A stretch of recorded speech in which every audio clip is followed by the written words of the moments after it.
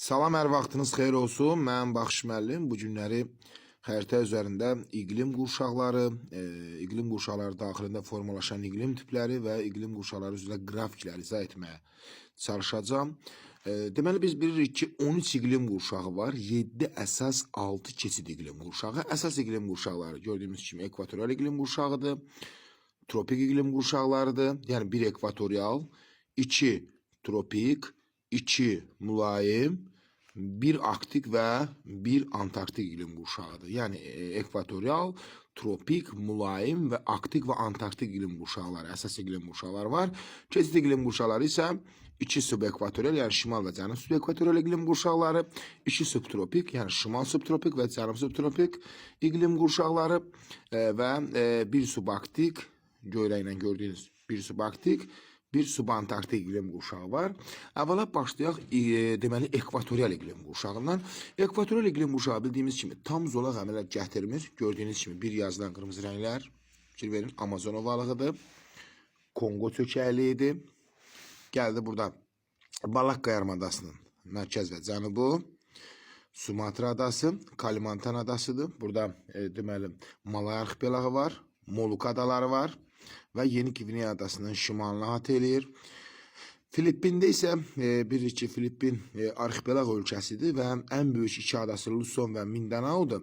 Şimalında yerləşən Luzon adası düşür subekvatoriala, cənubunda yerləşən Mindanao adası isə ekvatorial iqlim qurşağına düşür. Burada isə Şri-Lanka adası da Şri-Lankanın şimalı subekvatorialdadır, cənubu ekvatorialdadır. Deməli, ekvatorial iqlim qurşağı tam zolaq əmələ gətirmədi. Əhatə elədiyi ərazilər Amazon ovalığı, Kongo çökəkliyi, Şri-Lanka adasının cənubu, Malakka yarımadası, Sumatra, Kalimantan adalarıdır, Moluka adalarıdır, Malay adalarıdır, Malay arxipelağı da deyirlər ona.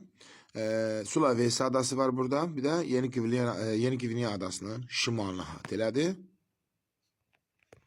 Subekvatorial iqlim qurşağında deməli günəşin daim zenitdə olduğu ərazi olduğu üçün burada temperatur daima deməli 20 dərəcə ilə 30 dərəcə arasında dəyişir. Yəni 20 dərəcədən yuxarıdır. İllik yağıntının miqdarı da 2000 mm-dən yuxarıdır. Qrafikə nəzər salsaq ekvatorial iqlim qurşağında fikir verin, temperatur daima 20-30 dərəcə arasında dəyişir. İllik yağıntının miqdarı isə bir-birinə demək olar ki, bərabərdir. İllik yağıntının miqdarı isə 2000 mm-dən çoxdur. Bundan başqa ekvatorial iqlim qurşağında alçaq təzyiq sahəsi və qalxan hava kütlələri hakim olduğu üçün il boyu isti və rütubətli iqlim deməli hakimdir. Keçək subekvatorial iqlim qurşağına. Subekvatorial iqlim qurşağı həm şimal subekvatorial iqlim qurşağı var, həm də cənub subekvatorial iqlim qurşağı var. Şimal subekvatorial iqlim qurşağına nəzər yetirsək, əhatə elədiyi ərazilər, burada Orinoco ovalığı var, Guyana yaylası var, Niger çayı ətrafıdır, Efiopiya yaylasıdır, Somali yarımadasıdır. Gəldi burada şimal subekvatorial iqlim qurşağı Asiyada tam zolaq əmələ gətirmir. Sonra burada əhatə elədiyi ərazilər Hindistan yarımadasıdır, Şri-Lanka adasının şimalıdır, Hind-Çin yarımadasıdır, Malakka yarımadasının şimalıdır, Çinin cənubu şərqidir, Tayvan və Hainan adalarıdır. Filippin deməli ərazisində isə Luzon və digər şimalda yerləşən adalar əhatə edir. Şimal subekvatorial iqlim qurşağı yerləşir ekvatorialla tropikin arasında. Yəni keçid iqlim qurşağıdır. Biz bilirik ki, günəşin zenit vəziyyətinə əlaqədar olaraq hər bir əsas iqlim qurşağının hava kütləsi yayda özündən şimaldakı keçid iqlim qurşağı üzərində, qışda isə özündən cənubdakı keçid iqlim qurşağı üzərində hakim olur. Şimal subekvatorialında isə yayda, yəni bizim bildiyimiz iyul, iyun, avqust aylarında ekvatorial hava kütlələri hakim olur. Alçaq təzyiq sahəsi, qalxan hava kütlələri deməli hakim olur. Deməli yay necə keçər? Ekvatorial hakimdirsə isti və rütubətli iqlimi ilə seçilər. Qışda isə tropik hava kütlələri hakim olduğu üçün yüksək təzyiq sahəsi hakim olar və yüksək təzyiq sahəsinə isə enən hava axınları deməli uyğun gəldiyi üçün deməli qış aylarında, yəni dekabr, yanvar, fevral aylarında şimal subekvatorial iqlim qurşağının deməli iqlimi isti və quru iqlim olar. Qrafikinə nəzər saldıqda fikir versək görərik ki, temperatur yay və qış 20 dərəcədən yuxarıdır, yəni istidir. Çünki yayda ekvatorial, qışda tropik hava şüaları hakim olduğu üçün il boyu isti iqlimi ilə seçilir. Lakin yay və qış aylarındakı fərq onun yağıntısındadır. Fikir verək, iyulun, avqust aylarında ekvatorial hakim olduğu üçün yağıntıya baxın, göy damalara baxın. İyulun, avqust aylarında yağıntı çoxdur. Dekabr, noyabr, dekabr, yanvar və fevral aylarına baxsaq, yağıntının miqdarı azdır. Bu da həmin aylarda tropik hava kütləsinin burada hakim olması ilə əlaqədardır. Subekvatorial iqlim qurşağına nəzər salsaq, deməli, belə deyək də, yəni dediyimiz kimi iki fəsil mövcuddur və yağıntıların miqdarına görə bu fəsillər bir-birindən fərqlənir. Orta illik temperaturu subekvatorialın 24-25 dərəcə arasında dəyişir. Yağıntının miqdarı isə 1400-1500 mm-ə qədər yağıntı yağır. Cənub subekvatorial iqlim qurşağına baxsaq, fikir verək, hansı əraziləri əhatə edir? Braziliya yaylasıdır, gəldik Şərqi Afrika yaylasıdır, Madagaskar adasının şimalıdır, Yava adasıdır, Avstraliyanın şimalında Cape York və Arnhem Marland yarımadalarda Cape York bu da, Arnhem Marland bu da. Yeni Qvineya adasının cənubudur. Bunlar yerləşir Cənub subekvatorial iqlim qurşağında. Cənub subekvatorial iqlim qurşağı isə şimal subekvatorialın əksini olaraq, deməli, iyul-iyun avqust aylarında burada tropik hakim olur, yüksək təzyiq enən hava kütlələri isti və quru iqlimi ilə seçilir. Dekabr, yanvar, fevral aylarında, yəni biz bilirik ki, cənubda bizim tərsimizdə, yəni dekabr, yanvar, fevral bizdə qış idi, cənubda yay idi. Yəni ümumilikdə belə götürəndə elə burada da, yəni iyul-iyun avqust aylarında, yəni cənubun qış aylarında tropik hakim olur. Dekabr, yanvar, fevralda isə ekvatoral hakim olduğu üçün alçaq təzyiq qalxan hava kütlələri, yəni isti və rütubətli iqlimi ilə seçilir. Şimal subekvatorial ilə müqayisədə, deməli, fikir versə iqlim diaqramına, fikir verək iqlim diaqramına, iyul-iyun avqust aylarında tropik hakim olduğu üçün yağıntının miqdarı nisbətən azdır. Noyabr, dekabr, yanvar, fevral aylarında isə ekvatoral hakim olduğu üçün rütubətin miqdarı çoxdur. Temperatur isə yenə də 20 və 30 dərəcə arasında dəyişir. Tropik iqlim qurşaqlarına nəzər yetirsək, tropik iqlim qurşağı biz bilirik ki, şimalda ümumiyyətlə tam zolaq əmələ gətirmir. Cənubda isə tam zolaq əmələ gətirir. Tropik iqlim qurşağında iki tipi formalaşır. Yəni tropik iqlim qurşağı daxilində iki iqlim tipi formalaşır. Tropik dəniz və tropik kontinental. Yəni tropik rütubətli və tropik quru da belə götürək. Məsələn, şimalda nəzər salsaq, Kaliforniya yarımadası və Meksika yaylası deməli tropik kontinental iqlimi ilə seçilir. Buna da əsas səbəb kimi deməli qərbdən soyuq cərəyanların təsiridir. Şimal Amerikanın şərq hissəsində burada deməli Yucatan yarımadasıdır, Florida yarımadasının böyük hissəsidir, Kubadır, Yamayka, Haiti adalarıdır. Bunlar yerləşir tropik dənizdə. Gəldiyi Afrikanın şimalı deməli tropik kontinentaldadır ümumiyyətlə. Çünki səbəb odur ki, tropik xəttinin buradan keçməsi, qərbdən şərqə böyük məsafədə uzanması, qərbdən soyuq cərəyanların təsiri, bütün bunlar deməli Afrikanın şimalında tropik iqlim qurşağı daxilində kontinental iqlim tipinin və səhra təbii zonasının yaranması ilə nəticələnmişdir. Tropik iqlim qurşağının, tropik kontinental tipində səhra və yarımsəhra landşaftı üstünlük təşkil etdiyi üçün buradan deməli, sutkalıq temperatur amplitudu böyükdür. Əvvəldən nəzər salsaqsa, ekvatorial məsələn, əvvəl nəzər salsaq görək ki, ekvatorialda illik və sutkalıq temperatur amplitudu kiçikdir. Amma tropikdə, tropikin xüsusən də kontinentalında, yəni səhra landşaftında sutkalıq temperatur amplitudu böyüdür. Ümumiyyətlə, sutkalıq temperatur amplitudu deyəndə səhra və yarım səhralarda böyüdür. Çünki səhralarda buxarlanma qabiliyyəti ilə buxarlanma arasında fərq də çoxdur. Tropik iqlim qurşağında il boyu yüksək təzyiq hakim olduğu üçün deməli aydın və bulutsuz hava şəraiti müşahidə olunur və belə deyək də bu da həmin o dediyimiz o sutkalıq temperatur amplitudunun da böyük olmasına səbəb budur. Yəni aydın və bulutsuz hava, biz bilirik ki, aydın və bulutsuz havada sutkalıq temperatur amplitudu çox olar, buludlu havada isə sutkalıq temperatur amplitudu az olar da. Tropik iqlim qurşağı daxilində mümkün buxarlanma, yəni buxarlanma qabiliyyəti hətta 2000 mm-ə qədər, 2000 mm-dən də yuxarı deməli, mümkün buxarlanma kəmiyyəti var və il ərzində demək olar ki, illik yağıntının miqdarı 100-150 mm-ə qədər olur. Ardını davam eləsək görərik ki, məsələn, Asiya ərazisində Ərəbistan yarımadasıdır, İranın cənubudur. Burada da tropikin kontinental tipi hakimdir. Cənub yarımkürəsinə nəzər salsaqsa, materiklərin qərbindən soyuq cəryanların, yəni qərb küçələ cəryanın qolu olan, məsələn, burada Cənubi Amerikanın qərbində qərb Peru cəryanıdır, Afrikanın qərbində Bengiya cəryanıdır, Avstraliyanın qərbində Qərbi Avstraliya cəryanlarıdır. Bütün bunlar şərq hissələrdə isə deməli isti cəryanların, passatların təsiri ilə olan isti cəryanların materiklərə təsiri burada qərb hissədə tropikin kontinental tipi, şərq hissələrində isə tropikin dəniz, yəni rütubətli tipin hakim olmasına səbəb olur. Fikir versək ərazilərə, məsələn, Cənubi Amerikanın qərbində Atakama səhrası, tropik kontinental, şərq hissədə isə isti cəryanın təsiri ilə tropik dəniz tipi formalaşır. Afrikanın qərbinə fikir versək, cənub qərbinə, bax fikir verin bu hissələrə. Burada Namib səhrası, Kalahari səhrası tropik kontinental iqlim tipinin formalaşmasından xəbər verir. Şərq hissədə isə Afrikanın bu şərq hissəsidir. Bir də Madaqaskarın cənubudur. Burada isə isti Mozambik cəryanının təsiri altında tropik dəniz iqlim tipi formalaşır.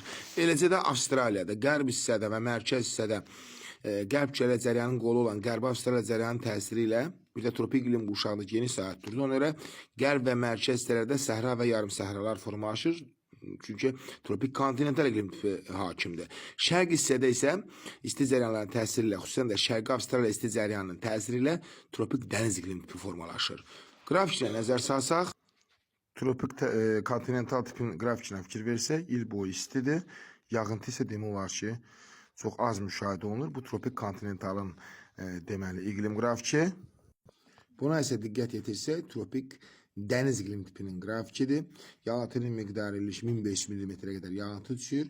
Yəni il boyu isti cəryanların təsiri altında isti və rütubətli iqlim müşahidə olunur. Subtropik iqlim qurşağına nəzər salsaq fikir verək, sarı rənglə göstərilən iqlim qurşağı subtropik iqlim qurşağıdır. Antarktikadan başqa demək ki, bütün iqlim qurşağında subtropik iqlim qurşağı formalaşır. Bütün materiklərdə daha doğrusu subtropik iqlim qurşağı formalaşır. Və subtropik iqlim qurşağı mülayim iqlim qurşağı ilə birlikdə bu iki iqlim qurşağı belə deyək də mövsüm fəsil dəyişkənliyi, yəni fəsillərin aydın nəzərə çarpdığı iki iqlim qurşağı var ki, bunların da biri mülayimdir, biri də subtropik iqlim qurşağıdır. Subtropik iqlim qurşağı daxilində 4 iqlim tipi formalaşır. Aralıq dəniz iqlim tipidir, kontinentaldır, mussondur, bir də bərabər rütubətlidir. Maraqlı məqamlardan biri odur ki, deməli, musson iqlim tipi şimalda formalaşır, ancaq bərabər rütubətli isə cənubda formalaşır. İndi diqqət yetirək subtropik iqlim qurşağı daxilində hansı proseslər gedir, hansı iqlim tipi hansı ərazilərdədir və fikir verək birinci subtropikin aralıq dəniz iqlim tipi. Əgər hər hansı bir ərazidə subtropikin hər hansı bir materikdə subtropik iqlim qurşağı varsa, onun qərbində ilk növbədə aralıq dəniz iqlim tipi formalaşır. Məsələn, fikir verək, qərb hissədə aralıq dənizidir, mərkəzə doğru kontinentallıq, şərqdə isə musson iqlim tipidir Şimali Amerikada. Şimali Amerikada musson yalnız subtropik iqlim qurşağında formalaşır. Aralıq dəniz iqlim tipi yayda isti və quru, çünki tropik hava kütlələri hakimdir. Qışda isə mülayim hava kütlələrinin təsiri altında mülayim və rütubətli iqlim ilə seçilir. Kontinental isə bildiyimiz kimi yayda isti quru, qışda isə deməli soyuq quru iqlim ilə seçilir. Musson iqlim tipi isə musson şələrinin təsiri altında olan ərazilər olduğu üçün yayda okeandan gələn hava kütlələri rütubət gətirir. Qışda isə materikdən okeana doğru əsdiyi üçün materik üzərindəki buludları okean üzərinə qovur və materikdə yağıntı verə biləcək bulud olmadığı üçün musson iqlim tipinin hakim olduğu ərazilərdə qış ayları quraq keçir. Avrasiyada məsələn nəzər salsaq, qərb hissədə aralıq dəniz iqlim tipində yerləşən ərazilər hansılardır? Pirene yarımadasıdır, Apennin yarımadasıdır, Balkandır, Kiçik Asiyadır. Bunlar aralıq dəniz iqlim tipi daxilində yerləşən ərazilərdir.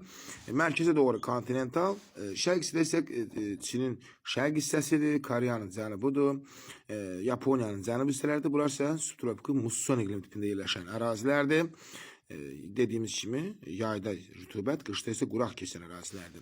Cənubda isə nəzər salsaq, yenə də materiklərin qərbində subtropikin aralıq dəniz iqlim tipi, mərkəz hissədə kontinental, şərq hissədə isə isti cəryanların təsiri altında bərabər rütubətli iqlim formalaşır. Bayaq dediyimiz kimi musson yalnız şimaldadır, cənubda isə onun yerinə bərabər rütubətli iqlim formalaşır. Bu da isti cəryanların təsiri ilədir. Deməli, gəldik Afrikanın cənub-qərbində. Məsələn, nəzər salsaq, cənub-qərb isə subtropikin deməli, aralıq dəniz iqlim tipi, cənub-şərq hissədə isə Mozambik və İğneburnu cəryanının təsiri ilə bərabər rütubətli iqlim formalaşır. Avstraliyanın da cənubunda qərbdən şərqə doğru getdikcə cənub-qərb hissədə Persiya və onun ətrafında deməli Aralıq dəniz iqlimi formalaşır. İyul-iyun avqust aylarında mülayim hava kütlələrinin təsiri ilə mülayim rütubətli, dekabr, yanvar, fevral aylarında isə günəşin cənuba doğru zenitə getməsi ilə tropik gəlir burada hakim olur və tropik hava kütlələri hakim olur. İsti və quru iqlimi ilə seçilir. Nəzər salsaq, bir qədər şərqə Nallar Borcəli və onun ətrafında tropik kontinentaldır. Gəldiyi şərqi hissədə isə Spencer körfəzi və onun şərq hissəsi yenidən Aralıq dəniz iqlimi hakim olan ərazilərdir. Daha şərq hissədə isə bərabərüstü şərqi Avstraliya cərəyanı təsirilə bərabər rütubətli iqlim formalaşır.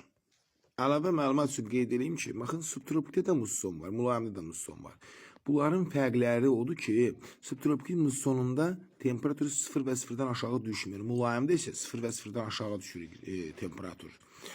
Şimali Amerika ilə Avrasiyanın mussonundakı fərqi ondan ibarətdir ki, Şimali Amerikada yalnız subtropik iqlim qurşağı daxilində musson iqlim tipi müşahidə olunur. Avrasiyada isə mülayimdə də müşahidə olunur. Musson subtropikdə də. Diaqramına nəzər salsaq, subtropik iqlim qurşağının Aralıq dəniz iqlim tipinə fikir verək. Yayda tropik hava kütlələrinin təsiri ilə temperatur yuxarı, yəni isti temperatur, yağıntı az. Yəni yayda isti və quru iqlimi tropikin təsiri ilə. Qışda isə, yəni belə dekabr, yanvar, fevralda isə bu təbii ki, şimal yarımkürəsinin Aralıq dəniz iqlim şimal yarımkürəsinin subtropik iqlim qurşağının Aralıq dəniz iqlim tipinə aiddir. Yay isti və quru, yəni az yağıntılı. Qışda isə, yəni bax fikir verin, noyabr, dekabr, yanvar, fevralda isə mülayim hava kütlələri hakim olduğu üçün mülayim və rütubətli hava müşahidə olunur.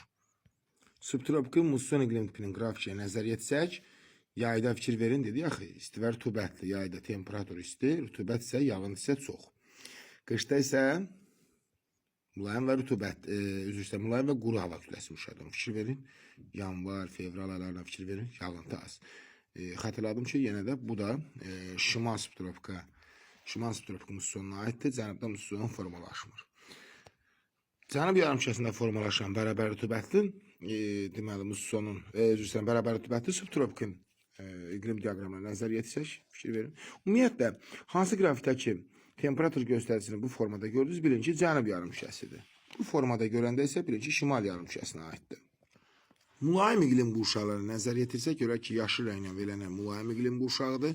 Şimalda daha çox materik üzərində müşahidə olunur, cənubda isə mülayimin böyük hissəsi okean səthinə düşür. Ümumiyyətlə, mülayim iqlim qurşağı daxilində də 4 iqlim formalaşır. Mülayim dəniz, mülayim kontinental, kəskin kontinental və musson.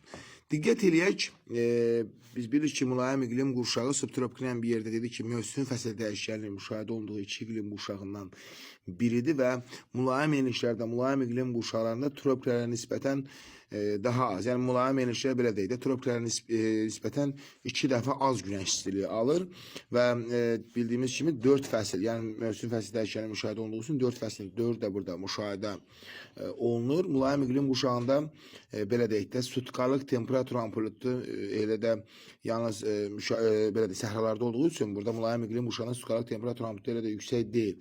Lakin belə deyək də mövsüm fəsil dəyişkənliyi müşahidə olunduğu üçün, yəni yay və qış aylarında o günəş şüalarının düşmə bucağı arasında kəskin fərq olduğu üçün illik temperatur amplitudu yüksəkdir.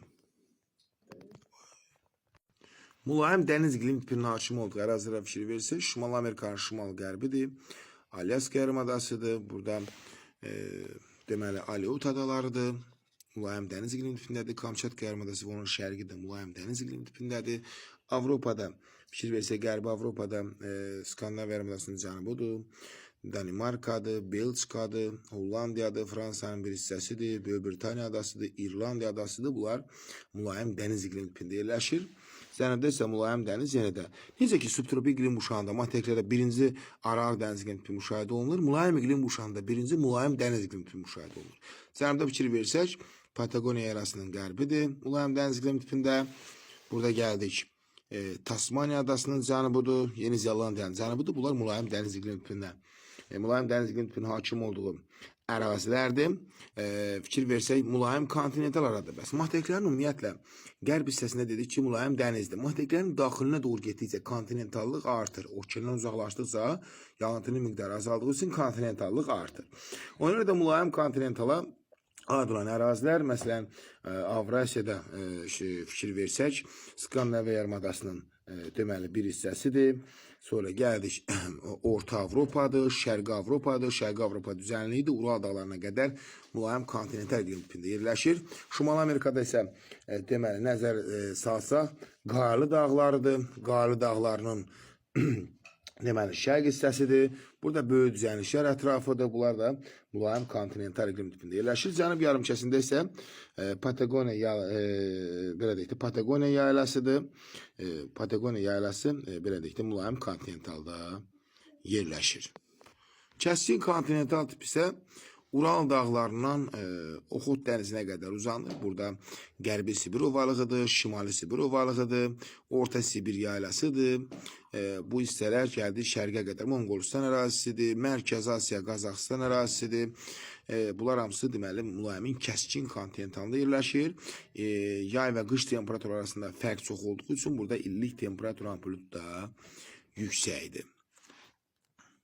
Şimali Amerikada isə mülayim kontinental, daha doğrusu kəskin kontinental, belə deyək də, yalnız və yalnız mülayim iqlim qurşağı bu mərkəzi Hudson körfəzi və onun cənub-qərb hissəsində müşahidə olunur. Musson tipinə qalanda isə bayaq qeyd etdiyimiz kimi Şimali Amerikada mülayim iqlim qurşağı daxilində musson tipi müşahidə olunmur. Şərqdə isə musson Koreyanın şimalıdır, Yaponiyanın şimalıdır, Saxalin adasıdır. Bu kimi adalarda müşahidə olunur. Qrafiklərinə nəzər salsaq, iqlim diaqramına fikir versək, dediyimiz kimi, mülayim dəniz iqlim tipinin iqlim diaqramına fikir verək. Mülayim yay, mülayim qış ilə seçilən iqlim tipidir. Yağıntı səsəsinin isti dövründə düşür. Mülayim kontinentala fikir versək, adətən qrafiklərdə -10 dərəcəyə qədər göstərirlər qış temperaturunu. İqlim diaqramı budur, 600-700 mm yağıntı düşür. Kəskin kontinentala fikir versək, fikir verin, qırmızı xətdən göstərilən müsbət temperaturdur, göy xətdən göstərilən mənfi temperaturdur. Burada hətta -30, -40 dərəcəyə qədər qış temperaturu olur. Yay və qış temperaturları bir-birindən kəskin, fərqlənir. Ona görə də illik temperatur amplitudunu dedik ki, ən çox olduğu iqlim tipidir.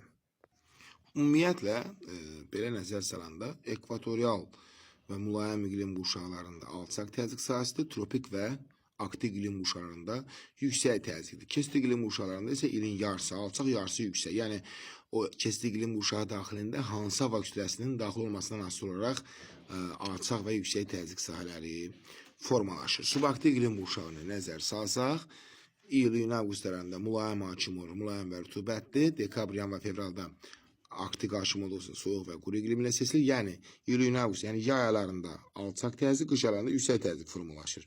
Yay mülayim rütubətli, deməli qış soyuq və quru keçir. Subantarktika fikir versək isə, nazik zolaq şəklində uzanır. İyul-iyun avqust aylarında Antarktik hakim olduğu üçün soyuq və quru, dekabr, yan və fevralda isə mülayim hakim olduğu üçün mülayim və qismən rütubətli keçir.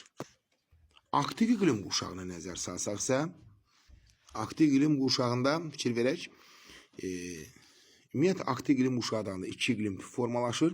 Arktik dəniz və arktik kontinental. Cənubda isə Antarktik və Antarktik daxilində ümumiyyətlə Antarktik kontinental tipdir.